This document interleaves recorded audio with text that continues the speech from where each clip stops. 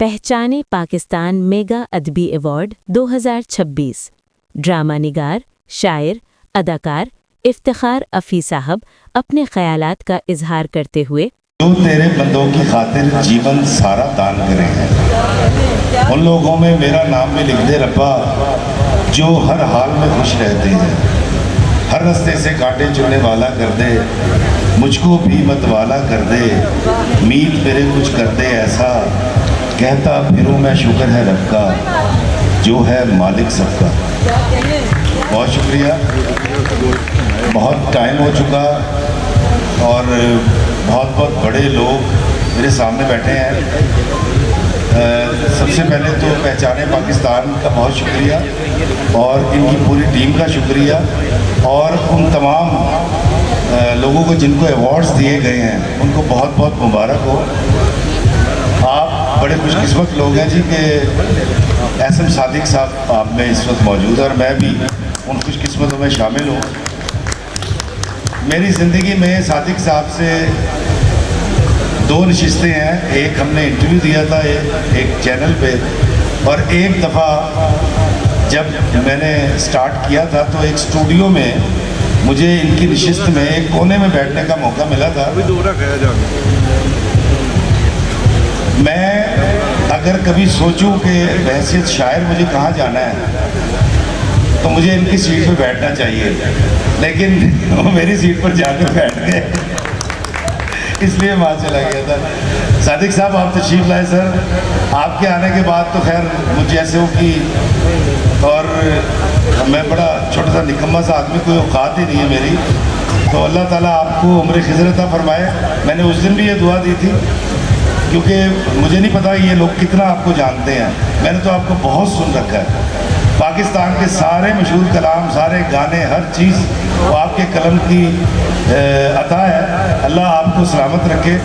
और छोटी सी बात करके यहाँ से मैं रुखसत चाहूँगा।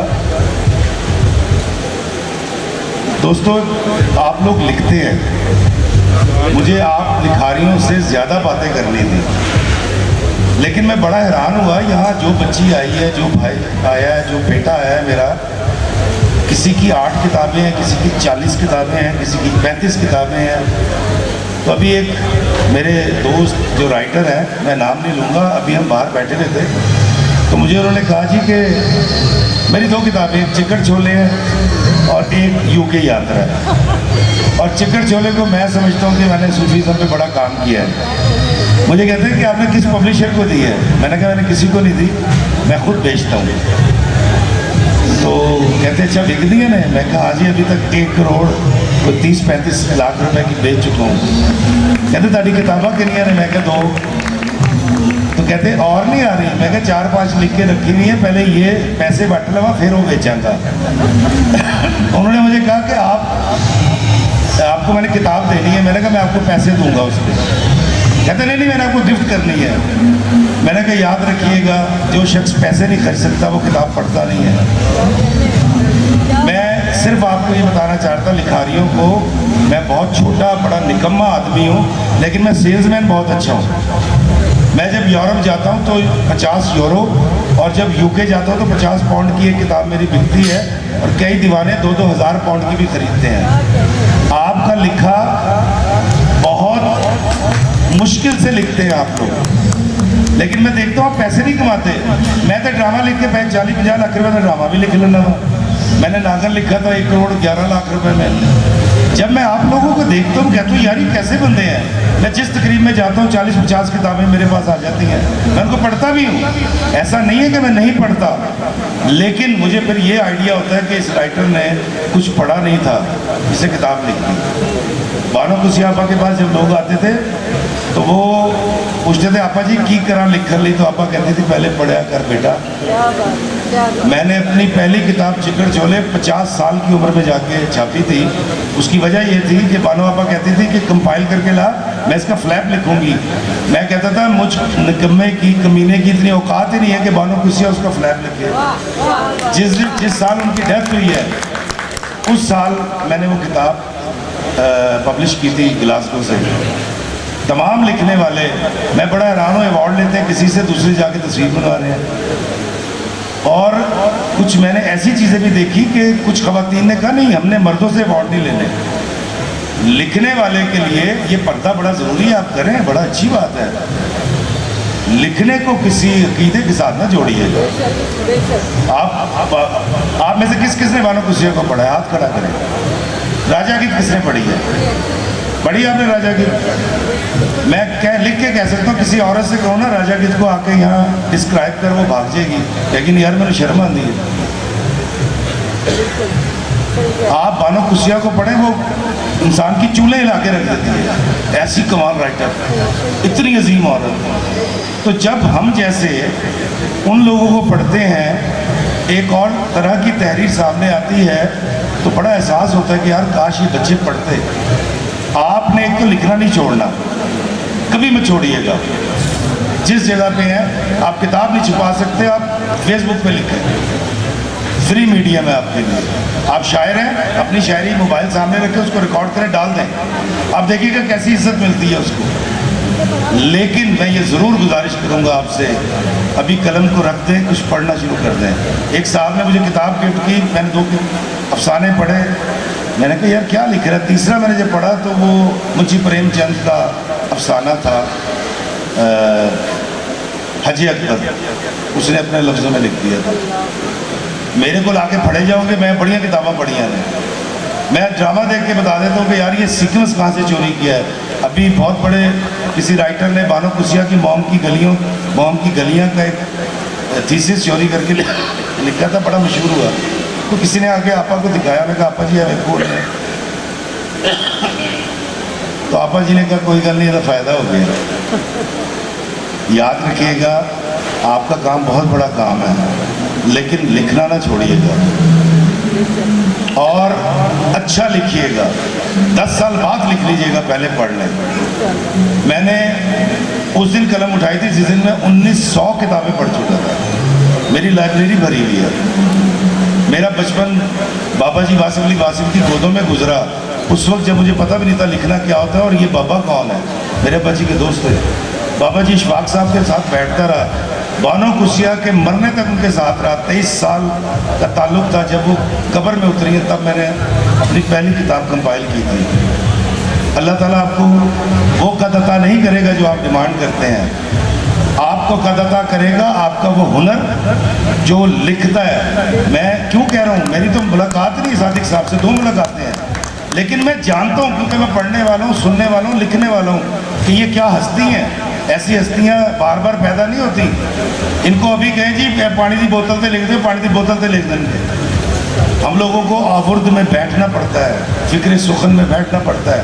ये लोग नहीं, इनके आगे तो ऐसा लगता है कि लफ्ज़ नियत बांध के खड़े हुए होते हैं और बस ये उठाते हैं और ऐसे करके कहते चले जाते हैं।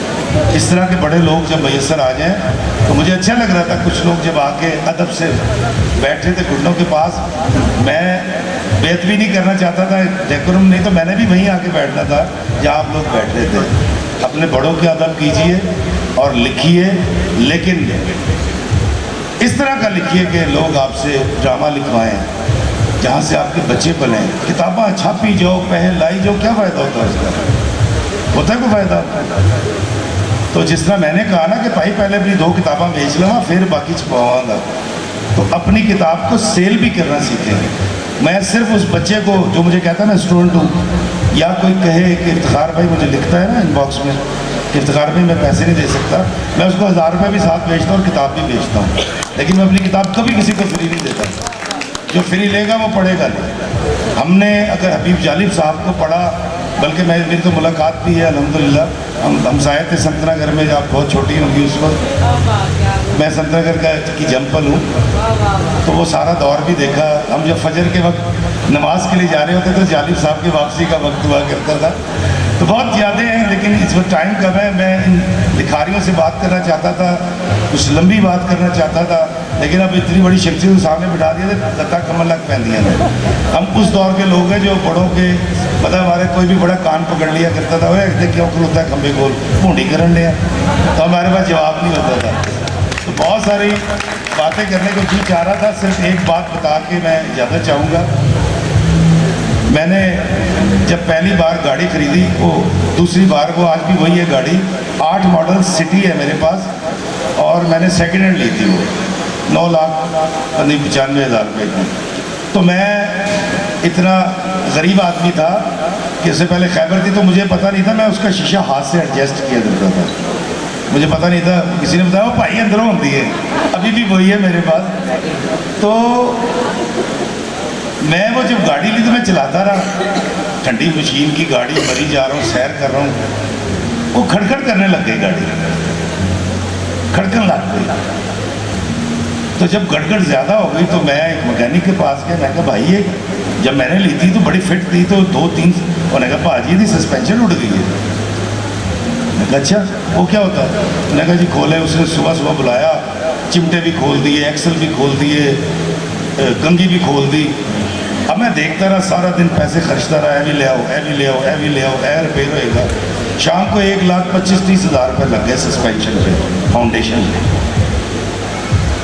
मैं यार है तो बड़ी महंगी गड्डी बह गई। खैर मैंने उसको पैसे दिए, जब जाने लगा तो कहता भाजी 1 मिनट ठहर जाओ। मैं कहा, कहता एक तो अलाइनमेंट करा लेना है। मैं कहा ठीक है, होर? कहता ये टायर चेंज करा लो। मैं थल्ले आ गया, मैं कहा तेरा दिमाग ख़राब है, अच्छे वाले टायर हैं, कितने साफ़ हैं, इतनी इतनी चौड़ी गुड्डी है, तो किसा ही नहीं है। तो 1-1.25 लाख तूने यहाँ लगवा दिया, 60-70 हज़ार के टायर डलवाऊँ, तेरा दिमाग ख़राब है। मैंने कहा पाजी बज़ाहिर ये टायर ठीक है, इसकी गुड्डी भी ठीक है, लेकिन इसमें सख्ती आ गई है। उस सख्ती ने लोहे की फाउंडेशन को हिला के रख दिया। ये आपका 1.25 लाख कभी ना लगता अगर आप बर वक्त नरम टायर डलवा लेते। मैं वहाँ से आ गया तो सादिक साहब 2 चीज़ें मैं सोच रहा था,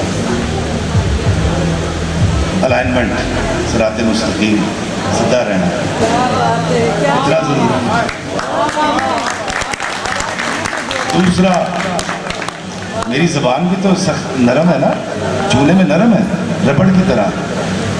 इसने, इसके सख्त अल्फाज ने कितनी ज़िंदगियों की फाउंडेशन हिलाई होगी, कितनी तबाहियाँ फेरी होंगी। दोस्तों याद रखिएगा, जिस तरह काश्तकारी में गंदम बोते हैं, गंदम उगती है, इतनी सी बोते हैं, इतनी सारी उगती है। अल्लाह ताला ने हमारी जो माशरती ज़मीन है, इंसानी ज़मीन है, उसको भी ऐसे ही रखा है। इसमें इतनी सी नफ़रत बोएंगे, इतनी घर वापस आएगी, इतनी सी मोहब्बत बोएंगे, इतनी हो के घर वापस आएगी। अल्लाह के बंदे से अगर नफ़रत करेंगे, आपको ना अरूज मिलेगा, ना पैसा मिलेगा, आप थक जाएंगे, कभी तरक्की नहीं कर सकेंगे। Thank you. मैं संतनगर की एक छोटी सी गली से अगर यहाँ तक पहुँचा हूँ, इतने बड़े आदमी के सामने अगर मुझे बात करने का मौका मिला है, खुदा की कसम ये सिर्फ इंसान से मोहब्बत है। मैं वाहिद आदमी हूँ जो किसी को दुश्मन नहीं मानता, और मैं एतराफ़ करता हूँ जाने से पहले कि आप जितने लोग यहाँ मौजूद हैं, मैं सबसे कम तरीन हूँ, मेरी आपसे कम वैल्यू है। लेकिन मेरी बात समझ लीजिएगा, बंदे का दिल दुखाया रब नहीं लगता। आखिर में कलाम, मैं मौके का फ़ायदा उठाना चाहूँगा, और वो जिसको आपने बड़ी इज्जत बख्शी वो है कि किसी बशर में 1000 खामी, अगर जो देखो तो चुप ही रहना। किसी बशर में 1000 खामी, अगर जो देखो तो चुप ही रहना। किसी बशर का जो राज पाओ या ऐब देखो तो चुप ही रहना। अगर मनादी को लोग आएँ, तुम्हें कुरेदें, तुम्हें मनाएं, तुम्हारी हस्ती के गीत गाएं, तुम्हें कहें कि बशर में देखी बुराइयों को बयान कर दो तो चुप ही रहना।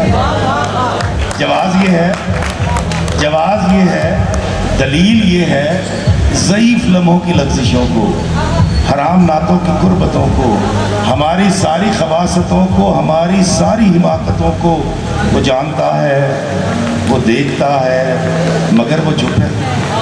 अगर वो चुप है तो मेरी मानो वो कह रहा है कि चुप ही रहे। बहुत शुक्रिया। अल्लाह में आसानियाँ अता फरमाए और आसानियाँ तकसीम करने का शर्फ अता फरमाए। आमीन। अस्सलामु अलैकुम व रहमतुल्लाहि व बरकातहू।